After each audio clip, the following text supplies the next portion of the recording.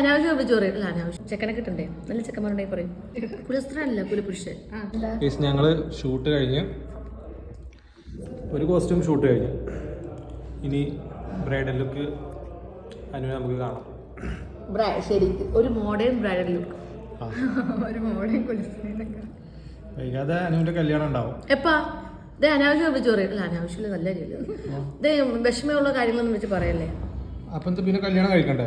കല്യാണം കഴിക്കാന്ന് പറഞ്ഞാൽ വാങ്ങാൻ കിട്ടുന്ന സാധനമാണോ ഈ കല്യാണം എന്ന് പറയുന്നത്? അതൊക്കെ അതിന്റെ സമയത്ത് നടക്കും. അതൊക്കെ ഒരു നിമിത്തമാണ്. ചെക്കനെ കിട്ടണ്ടേ, നല്ല ചെക്കന്മാരുണ്ടെങ്കിൽ പറയും.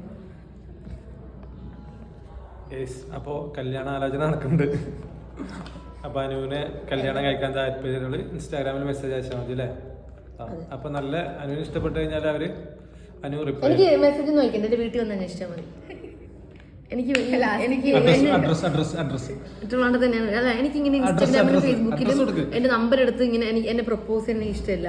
വീട്ടില് കാര്യമായിട്ട് വന്ന് എന്താ പറയുക, ധൈര്യത്തോടു കൂടി വന്ന് വീട്ടില് പ്രപ്പോസ് ചെയ്യണം. എന്റെ വീട്ടുകാരുടെ അടുത്ത് പറഞ്ഞു. അഡ്രസ്സ് അതൊക്കെ കണ്ടുപിടിക്കേണ്ടത് അയാളുടെ ഉത്തരവാദിത്വമാണ്.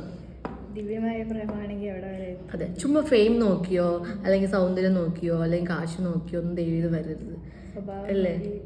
കുലസ്ത്രീ സ്വഭാവം ആർക്കും ഇഷ്ടപ്പെടുന്നു. കുലസ്ത്രീ ഇപ്പോഴത്തെ ജനറേഷനിലെ കുലസ്ത്രീ ആർക്കും ഇഷ്ടമില്ല. അതല്ലേ. അപ്പൊ ഈ കുലസ്ത്രീയെ നിങ്ങൾക്ക് ഇഷ്ടമാണെന്നുണ്ടെങ്കിൽ, കുലസ്ത്രീ സ്വഭാവം ഇഷ്ടമാണെന്നുണ്ടെങ്കിൽ ഞാൻ ഇന്ന് പോയാണെങ്കിൽ ഞാൻ അങ്ങനെ വലിയ കുലസ്ത്രീ ഒന്നും അല്ല. ഞാൻ ചെറിയൊരു കുലസ്ത്രീ എന്നല്ലേ ഉള്ളൂ. എല്ലാവർക്കും ഉണ്ട്. കുലസ്ത്രീ അല്ല കുലപുരുഷൻ. എല്ലാവർക്കും ഉണ്ട്. പിന്നെ ഈ കുറ്റം പറയുന്ന ആൾക്കാരെല്ലാം തികഞ്ഞവരാണോ? എല്ലാ മനുഷ്യർക്കും പോസിറ്റീവ് സൈഡും ഉണ്ട്, നെഗറ്റീവ് സൈഡും. നമ്മുടെ ഷൂട്ട് അടിപൊളിയായിരുന്നു. അതുകൊണ്ടാണ് നിങ്ങളെ വിളിക്കാൻ മെയിൻ കാരണം. അല്ലല്ല, ഞാൻ സീരിയസ് ആയിട്ട് നിങ്ങളെ കണ്ടത് കുറച്ച് ലേറ്റ് ആയി പോയെന്ന് മാത്രം. അന്ന് ഷിയാസിന്റെ കല്യാണത്തിന് ഉണ്ടായിരുന്നില്ല? ഇല്ല, ഷിയാസിന്റെ കല്യാണത്തിന് സാരിയിലെ ഫോട്ടോസ് ആരെടുത്തന്നെ? അന്ന് നിങ്ങൾ ശ്രദ്ധിച്ചില്ലല്ലോ. നല്ല ഫോട്ടോസ് ആയിരുന്നു കേട്ടോ അത്. പക്ഷെ അതിന് ശേഷമുള്ളതാണ് എനിക്ക് ഏറ്റവും കൂടുതൽ ഇഷ്ടപ്പെട്ടത്. കൊച്ചിക്ക് വരുമ്പോ ഞാൻ അത് കട്ട് ചെയ്യട്ടെ, നമുക്ക് കൈ കഴുകാമല്ലോ, അടുത്ത ഷൂട്ട് പോവാം.